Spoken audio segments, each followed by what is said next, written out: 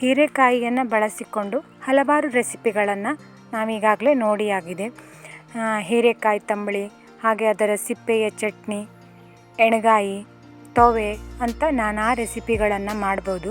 ನಾನು ಕೂಡ ತುಂಬ ರೆಸಿಪಿಯನ್ನು ನನ್ನ ಚಾನಲ್ ಒಳಗಡೆ ಮಾಡಿ ಹಾಕಿದ್ದೀನಿ. ಲಿಂಕನ್ನು ಡಿಸ್ಕ್ರಿಪ್ಷನ್ ಬಾಕ್ಸಲ್ಲಿ ಕೊಟ್ಟಿರ್ತೀನಿ, ನಿಮಗೆ ಇಷ್ಟ ಇದ್ದರೆ ನೀವು ಹೋಗಿ ನೋಡ್ಬೋದು. ನಾನು ಇದನ್ನು ಹೀರೆಕಾಯಿಯ ಬಳಸಿಕೊಂಡು ಒಂದು ರುಚಿಯಾದ ಗೊಜ್ಜನ್ನು ಮಾಡ್ತಾಯಿದ್ದೇನೆ.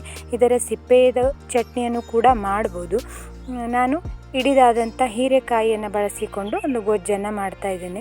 ಇಲ್ಲಿ ನಾನು ಫ್ರೆಶ್ ಆಗಿರುವಂಥ ಒಂದು ಹೀರೆಕಾಯಿಯನ್ನು ತಗೊಂಡು ಕ್ಲೀನಾಗಿ ತೊಳೆದು ಅದರ ಮೇಲ್ಗಡೆ ಇರೋ ಸಿಪ್ಪೆಯನ್ನು ತೆಗೆದುಕೊಳ್ತಾ ಇದ್ದೇನೆ. ತುಂಬ ತೆಗಿಬೇಕು ಅಂತಿಲ್ಲ, ಎಳೆದಾದರೆ ಸ್ವಲ್ಪ ತೆಗೆದರೆ ಸಾಕು. ನೋಡಿ, ಈ ರೀತಿಯಲ್ಲಿ ಸಿಪ್ಪೆಯನ್ನು ತೆಗೆದು ಅದನ್ನು ಕಟ್ ಮಾಡ್ಕೊಳ್ತಾ ಇದ್ದೇನೆ. ತೀರಾ ಚಿಕ್ಕದಾಗಿ ಕಟ್ ಮಾಡ್ಕೊಳ್ಬೇಕು ಅಂತೇನಿಲ್ಲ, ಅಂದರೆ ಹುರಿಲಿಕ್ಕೆ ಸುಲಭ ಆಗಬೇಕು ಆ ರೀತಿಯಲ್ಲಿ ಕಟ್ ಮಾಡ್ಕೊಳ್ಳಿ. ಇದರ ಗೊಜ್ಜು ಅನ್ನ, ದೋಸೆ, ಚಪಾತಿ ಒಟ್ಟಿಗಂತೂ ತುಂಬ ರುಚಿಯಾಗಿರುತ್ತೆ. ಮತ್ತು ಅಕ್ಕಿ ರೊಟ್ಟಿ, ರಾಗಿ ರೊಟ್ಟಿ ಇದ್ರ ಜೊತೆಗಂತೂ ಖಾರವಾಗಿ ಒಂದೊಳ್ಳೆ ಕಾಂಬಿನೇಷನ್ ಅಂತಲೇ ಹೇಳ್ಬೋದು. ಇದು ಪೂರ್ತಿಯಾಗಿ ನೋಡಿ ಇಷ್ಟು ಆಯಿತು ಕಟ್ ಮಾಡ್ಕೊಂಡಾದಮೇಲೆ. ಇದನ್ನು ಹುರಿಲಿಕ್ಕೆ ನಾನಿಲ್ಲಿ ಒಂದು ಅಗಲವಾದ ಪಾತ್ರೆಯನ್ನು ತಗೊಂಡಿದ್ದೀನಿ. ಅದಕ್ಕೆ ಒಂದು 3ರಿಂದ 4 ಚಮಚ ಆಗುವಷ್ಟು ಎಣ್ಣೆ, ಹಾಗೆ 1 ಚಮಚ ಉದ್ದಿನಬೇಳೆ, 1 ಚಮಚ ಕಡಲೆಬೇಳೆ.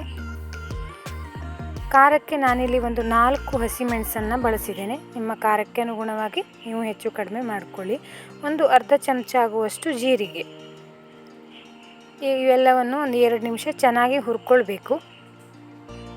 ಅದಾದಮೇಲೆ ಇದರೊಟ್ಟಿಗೆ ಮುಂಚೆನೇ ಹೆಚ್ಚಿ ಇಟ್ಟಿರುವಂಥ ಹೀರೆಕಾಯಿ ಹೋಳುಗಳನ್ನು ಸೇರಿಸಿ ಒಂದು 2 ನಿಮಿಷ ಹೈ ಫ್ಲೇಮಲ್ಲಿ ಇಟ್ಟು ಹುರ್ಕೊಳ್ಬೇಕು. ಕೈ ಬಿಡದೇ ಹುರಿರಿ, ಹೈ ಫ್ಲೇಮಲ್ಲಿ ಇರೋ ಕಾರಣ. ನೀವು ಬೇಕಿದ್ದರೆ ಹೋಳೊಂದನ್ನೇ ಸಪ್ರೇಟಾಗಿ ಹುರ್ಕೊಳ್ಬೋದು.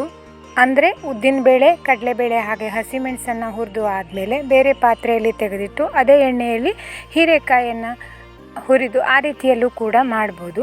ಇದಕ್ಕೆ ನಾನಿಲ್ಲಿ 1 ಟೊಮೆಟೊವನ್ನು ಬಳಸಿದ್ದೀನಿ.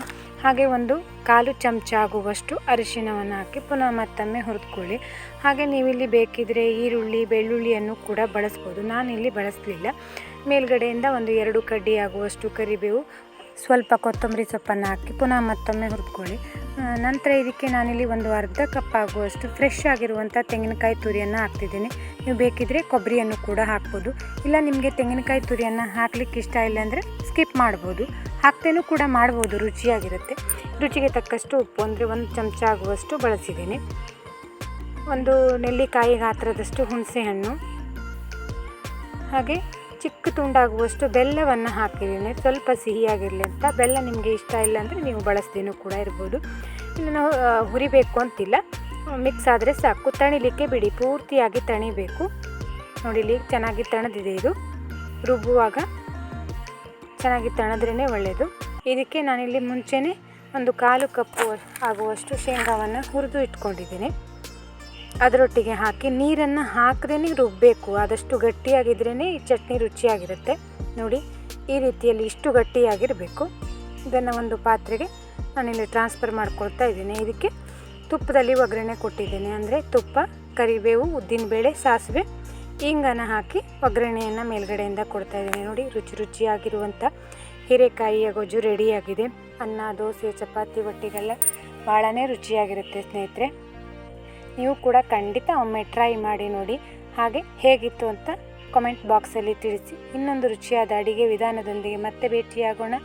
ಧನ್ಯವಾದಗಳು.